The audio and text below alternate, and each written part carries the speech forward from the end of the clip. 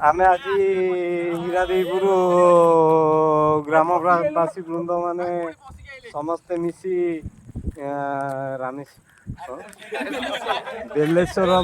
ବେଲେଶ୍ୱର ମନ୍ଦିର ପାଖରେ ଗୋଟେ ଭୋଜିର ଆୟୋଜନ କରିଥିଲୁ।